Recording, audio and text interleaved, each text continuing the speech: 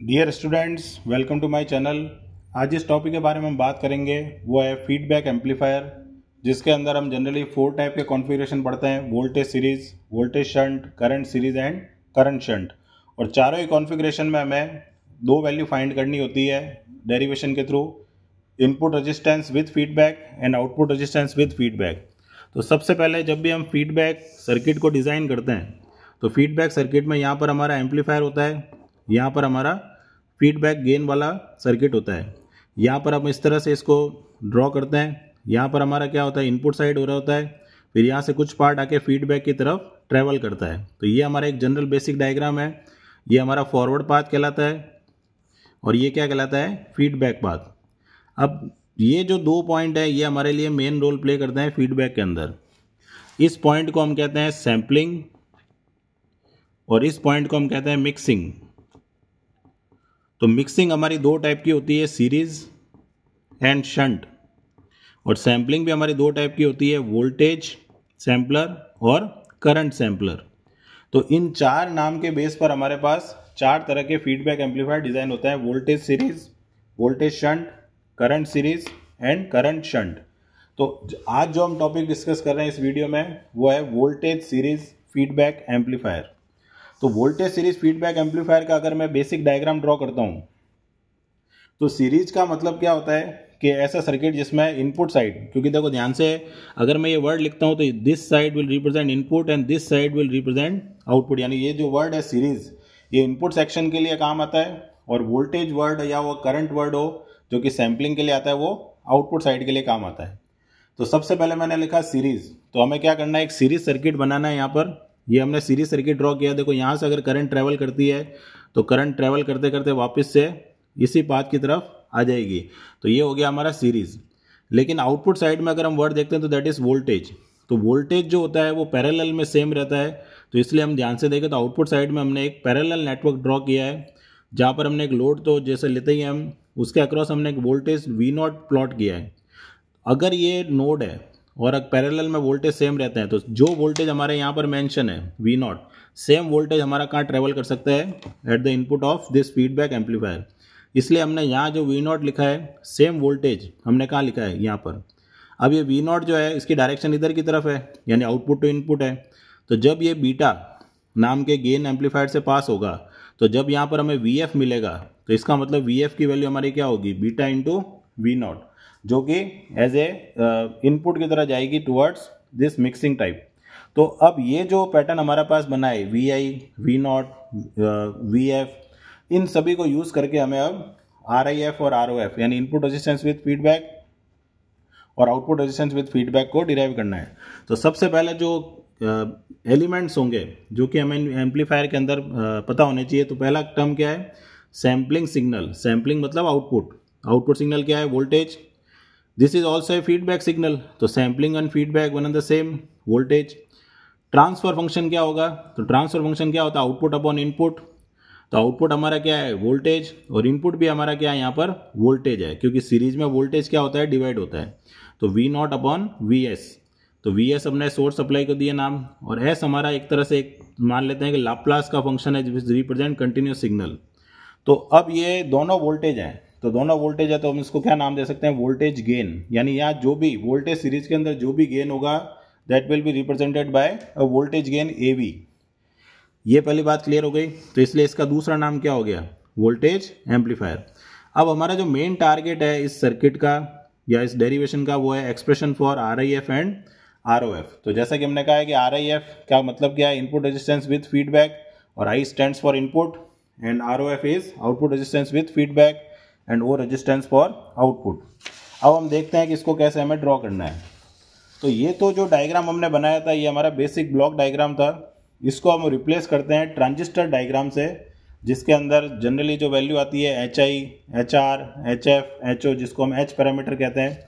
तो उसके बेस पर हमें एक सर्किट बनाना है। कुछ इस तरह से वो सर्किट डिज़ाइन होगा, जिसके अंदर हमें जो फॉरवर्ड पाथ का जो एम्पलीफायर था A, जो कि हमारा जनरली ट्रांजिस्टर होता है, उसको हमने रिप्लेस किया है H पैरामीटर मॉडल के थ्रू।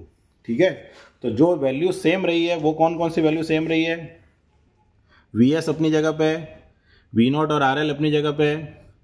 एक तो हमारी वैल्यू जो ऐड हुई है, this is R naught and A V V I, और एक वैल्यू जो हमारी ऐड हुई है विच इज़ आर आई।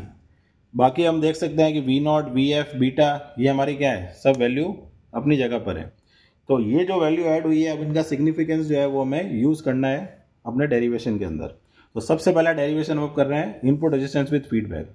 तो विथ फीडबैक और विदाउट फीडबैक दो रेजिस्टेंस हैं, तो इसलिए हमने यहाँ पर नाम दिया है आर आई और R I F. R I अगर हम कहते हैं तो उसका एक्सप्रेशन क्या होगा, V I upon I I. V I जो है वो आर आई के अक्रॉस क्या है, वोल्टेज है, और आई आई इसमें फ्लो होने वाली करंट है। लेकिन अगर आर आई एफ बोलते हैं हम तो उस केस में हमारा वोल्टेज कौन सा लेना है हमें, जो हमने फाइनली जो इनपुट पे मार्क किया वो वोल्टेज लेना है। ये रेजिस्टेंस का क्रॉस वोल्टेज है which is a part of this V S.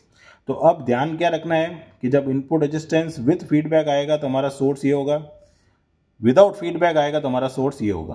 तो ये दोनों में डिफरेंस है, ठीक है। अब हमें आगे बढ़ना है। तो आर आई एफ का हमारे पास एक एक्सप्रेशन मिल गया, वी एस अपॉन आई आई, ये हमारे पास एक्सप्रेशन हो गया। अब आई आई को तो हम कुछ नहीं कर सकते क्योंकि आई आई जो है वो सेम रहेगी हमारे पास इनपुट साइड में, लेकिन क्योंकि ये सीरीज सर्किट है तो सीरीज सर्किट में वोल्टेज डिवाइड होता है, तो इसलिए हम क्या जाएंगे वी एस पर। तो वी एस जो है वो यहाँ पर था, दो पार्ट में डिवाइड हो रहा है। तो ये पूरा सीरीज सर्किट है और सीरीज में वोल्टेज डिवाइड होता है, तो वी एस की वैल्यू हम क्या लिख सकते हैं, V I plus V F. अब आते हैं वी एफ पर। वी एफ की वैल्यू क्या लिख सकते हो आप, क्योंकि यहाँ पर इनपुट है वी नॉट और डायरेक्शन हमारी ये वाली है, तो वी एफ की वैल्यू क्या हो जाएगी, बीटा इंटू वी नॉट। तो वी एस बराबर अब क्या हो गया हमारे पास, वी आई, वी एफ की जगह क्या लिख दिया है, बीटा वी नॉट। अब हमें कैलकुलेट करनी है वी नॉट की वैल्यू। तो वी नॉट कहाँ लिख रखा है हमने, यहाँ पर।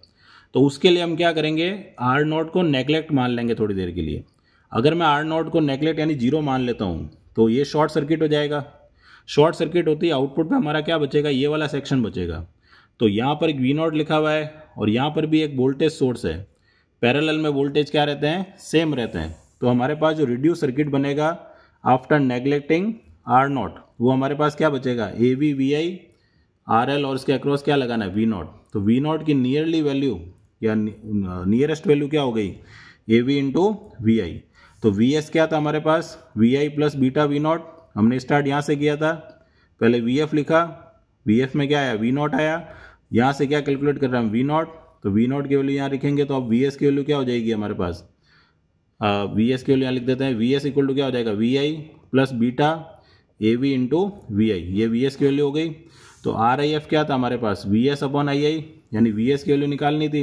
ये रही वी एस की वैल्यू, हमने पुट कर दी। दोनों में कॉमन क्या है, वी आई कॉमन है, वी आई बार आ गया। V I upon R I, I I जो रेशियो बना है उसकी जगह हम क्या लिख सकते हैं, आर आई, जो कि हमने पहले ही डिफाइन करके रखा हुआ है। तो दैट इज विदाउट फीडबैक, जो कि आर आई से है, और दिस इज विथ फीडबैक, ठीक है। तो आर आई एफ की वैल्यू क्या आ गई, R I into one plus beta A B. तो ये हमारा पहला पार्ट हो गया जिसके अंदर हमने input resistance with feedback calculate किया है। अब हम दूसरा पार्ट कैलकुलेट करेंगे which is known as R O F. तो आर ओ एफ के लिए जो हमारा मेन टारगेट रहेगा वो क्या रहेगा, थेवेनिन इक्विवेलेंट सर्किट, जो कि हमने थर्ड सेम में डिस्कस किया था कि थेवेनिन में जब भी हम वोल्टेज कैलकुलेट करते हैं या आउटपुट कैलकुलेट करते हैं तो हम सबसे पहले लोड रेजिस्टेंस को क्या करते हैं, वहाँ से हटा देते हैं, यानी ओपन सर्किट कर देते हैं। और अगर सर्किट में डिपेंडेंट सोर्स होता है तो हम अपनी तरफ से एक इंडिपेंडेंट सोर्स को इंक्लूड करते हैं। तो सबसे पहला काम क्या होगा कि we will use Thevenin principle, we will consider only output section, यानी जो भी हमारा ये डायग्राम था, ये हमारा जो डायग्राम था इसके अंदर ये हमारा जो सेक्शन है ये आउटपुट सेक्शन है और ये हमारा क्या है, इनपुट सेक्शन है। तो हम केवल बात किसकी कर रहे हैं, क्योंकि आउटपुट की बात कर रहे हैं तो ये हमारे केवल ये वाला सेक्शन लेना है। अब इसमें से भी हम क्या करेंगे, सबसे पहले आर एल, जो हमारा आर एल था उसको हम यहाँ से हटा देंगे और हटा के उसकी जगह अपनी तरफ से एक इंडिपेंडेंट सोर्स लगाएंगे V, और जिसके थ्रू करंट क्या फ्लो हो रही है, I। तो आर ओ एफ की वैल्यू अगर हम यहाँ पर इस सर्किट से बात करें तो आर ओ एफ यहाँ होगा, तो वैल्यू क्या हो जाएगी, V अपॉन आई, यानी मुझे केवल ये कैलकुलेट करना और मेरा क्या आ जाएगा आंसर। तो सबसे पहले अगर मैं यहाँ पर KVL लगाता हूँ इस सर्किट में, तो ये हमारा इंडिपेंडेंट सोर्स है और ये हमारा क्या है, डिपेंडेंट सोर्स है। प्लस माइनस लिख रखा है तो ये कौन सा सोर्स है, वोल्टेज सोर्स है। और VI लिख रखा है तो डिपेंडेंट किस पे है, वोल्टेज पे ही है। तो this is voltage dependent voltage source, ठीक है। तो अब V की वैल्यू हमें निकालनी है। तो V की वैल्यू इस पूरे सर्किट से क्या आएगी कि V हमारा इंडिपेंडेंट सोर्स है, तो V इक्वल टू क्या लिख सकते हैं, आर नॉट इंटू आई, और क्योंकि ये तो वोल्टेज सोर्स ही है तो डायरेक्ट क्या आ जाएगा, ए वी इंटू वी आई। तो यहाँ से अगर मैं आई की वैल्यू निकालता हूँ तो सबसे पहले मैं इसको इधर ट्रांसफर करूंगा तो ये माइनस में हो जाएगा, और आर नॉट कहाँ चला जाएगा, डिवाइड में, तो आई की वैल्यू क्या आ गई, V minus A V V I upon R naught. अब हमें वी एस की वैल्यू पता थी, वी एस की वैल्यू क्या थी, V I plus V F, क्योंकि यहाँ पर हम केवल कौन सा सेक्शन कंसिडर कर रहे हैं, आउटपुट सेक्शन। तो इनपुट सप्लाई जो वोल्टेज है वो वी एस क्या हो जाएगा यहाँ, जीरो, तो V I plus V F क्या रह गया, जीरो, तो वी आई की वैल्यू क्या आ गई, माइनस वी एफ। अब ये V I equal to minus V F हम कहाँ रख देंगे, इसकी जगह, तो आई बराबर क्या हो गया, अब V plus A V V I V F upon R naught. अब फिर से वी एफ पे आते हैं, वी एफ हमारा क्या था, वी एफ हमारा था beta into V naught. V naught कब था, जब आउटपुट लोड के अक्रॉस वोल्टेज क्या था, वी नॉट था। अभी लोड के अक्रॉस वोल्टेज वी नॉट नहीं है, अभी लोड के अक्रॉस वोल्टेज हमने क्या लगा रखा है, वी लगा रखा है। तो वी एफ की वैल्यू क्या हो जाएगी यहाँ पर, बीटा इंटू वी। तो आई बराबर क्या हो गया, अब V plus A V beta into V, क्या कॉमन है दोनों में, वी कॉमन है, तो वी कॉमन ले लो यहाँ पर। उसके बाद हमें वी अपॉन आई निकालना था, which is known as R O F. तो क्या वैल्यू हो जाएगी, आर नॉट ऊपर चला जाएगा, है ना, और ये वाली वैल्यू क्या आ जाएगी, R naught into one plus beta A B. तो ये इस तरह से यहाँ पर ये डिवाइड में हो जाएगा। तो वी अपॉन आई यानी आर ओ एफ क्या हो गया, V upon I R naught upon one plus beta A B. तो इस तरह से हमने दो रेजिस्टेंस कैलकुलेट किए इस डेरिवेशन में, R I F and R O F. तो बाकी के जो तीन है उसके वीडियो भी हम जल्दी से देखेंगे, और उन तीनों के अंदर भी हमें यही डिराइव करना है, आर आई एफ और आर ओ एफ, और यही एग्जाम में पूछा जाता है। तो मिलते हैं नेक्स्ट वीडियो में, टिल देन गुड बाय।